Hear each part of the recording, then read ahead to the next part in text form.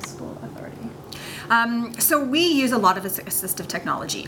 It's immersed in every classroom that we have to the best of our ability, whether it's our little kindergarten kids or whether it's our grade 12 students. We try to make sure that we have a lot of technology, right from the simplest things as we saw with scissors, moving all the way up to our power chairs and connecting our power chairs to the computer systems through the head switches and the crick switches that you saw.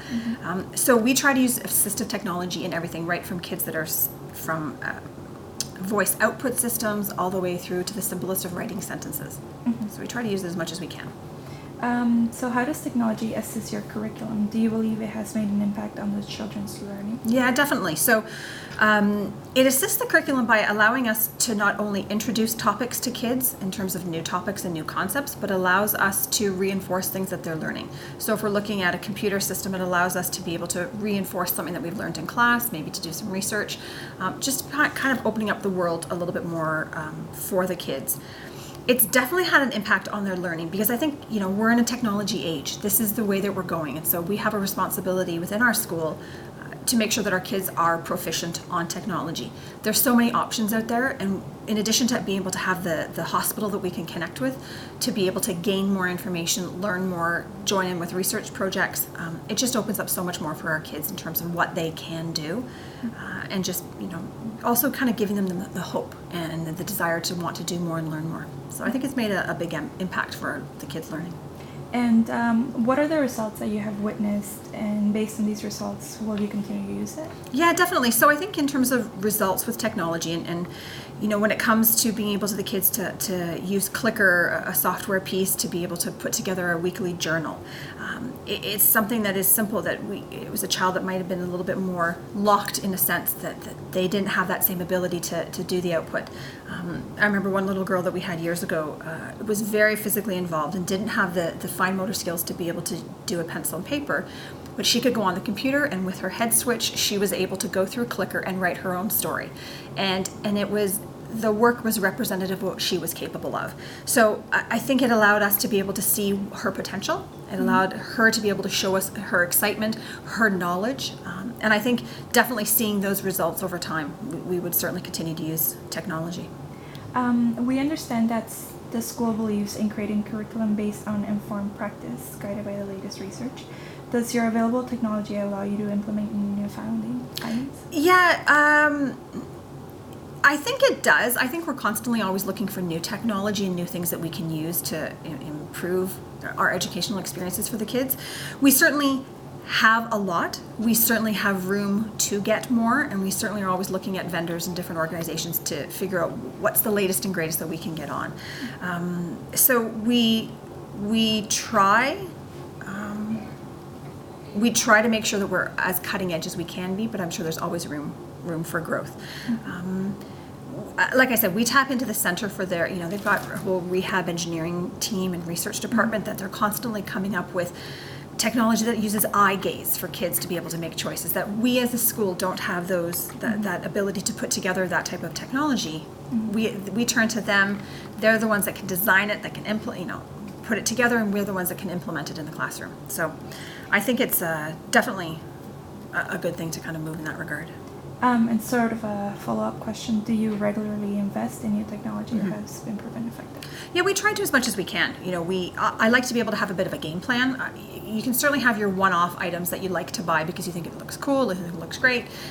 I try to have a bit of a game plan as to, let's make sure that every year we're buying some new computers. Let's make sure we've got the latest software, and each year we're doing that. And with our Promethean boards, we've just added 3 new Promethean boards about 2 weeks ago.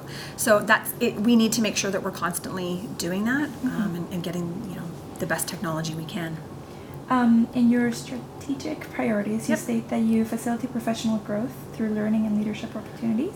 Do teachers themselves use technological methods to inform their practice, such as programs, softwares? We try as much as we can to send our staff out to workshops. Bridges and Promethean are often offering workshops that we try to get our staff to go to as much as we can. At the same point, sending a teacher, one person or 2 people, we also want to make sure that when they come back, they share that knowledge with other teachers. We have teachers that are far more comfortable with some technology, some that need more support, some that are, just wizards at it. So it really varies in terms of individual people, how much they use it in their practice, but we certainly encourage it as much as we can. People are, the staff that are work here, the teachers that work here are very motivated when it comes to trying something new, trying something different. Sometimes there's a bit of a long process being the education system, but we certainly do try where we can. Okay. And due to the nature of some of the children's conditions, some of the children may not be able to attend school regularly. Are there technological methods you have implemented to support their ongoing education while they are away from school? I think, and that probably deals more with our resource side of things. So the kids that are in for their into the hospital for rehab, their schedules constantly fluctuate. They might go on a leave of absence from the Friday, not come back till Tuesday. So I think we try where we can to encourage kids to be able to use online learning and be able to do webinars with other people and kind of gain as much knowledge as we can in that regard. We try, if we can, we'll try to purchase individual computer equipment for the kids to be able to have to take with them when they do leave us. So I think it's a matter of a little bit of growth over time and figuring out what works and what works for individual kids. So I think in terms of actual specific things methods that we've implemented, I wouldn't say there's a specific method that we implement. It's a matter of just making sure that we can connect with the kids from a technology standpoint to find out what they need, connect with the therapist, stay on top of what it is they're learning to do, and sharing that with families to support their learning. Part of your mission is to provide specialized integrated programming and technology. What strategies have you taken to achieve this?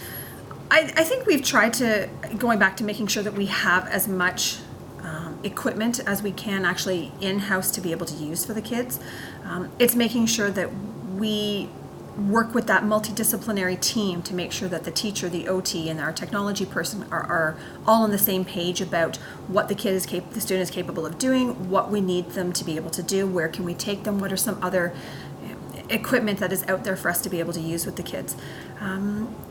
I think, we as a staff try to make sure that, in our assessment of the children, in our programming of the children, we try to make it as individualized as we can, yet we still have to run a whole class. So I think it gets to be technology that we can use with everybody and kind of get the kids to move along all together with what they need.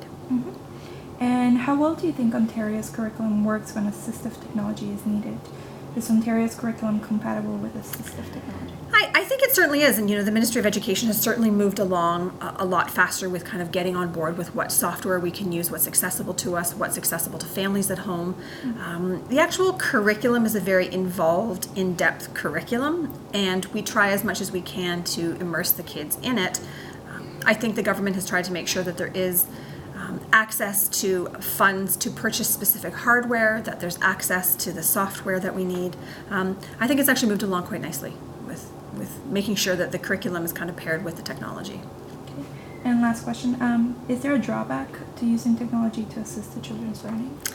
I think with any technology, there's always a limit to what it can do. And so I think, sometimes we have a child that if they're using a scanning device, it doesn't scan fast enough for them. If it's another child that we just can't position the head switch in the exact right spot. So I think for some technology, there is limits because of the needs of the child, and we just have to figure out what other pieces of technology that we can use to be able to, make that child more successful.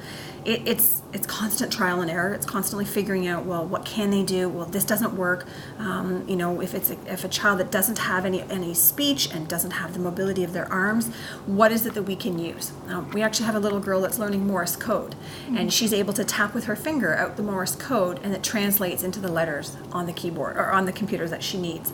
So even though Morse code is a very old kind of method of communication, it's something that we're allowed, that we are using today that we find does work. So there's always limits to things, but I think we try to just come up with what else we need to be able to do for the kids. Okay, thank you.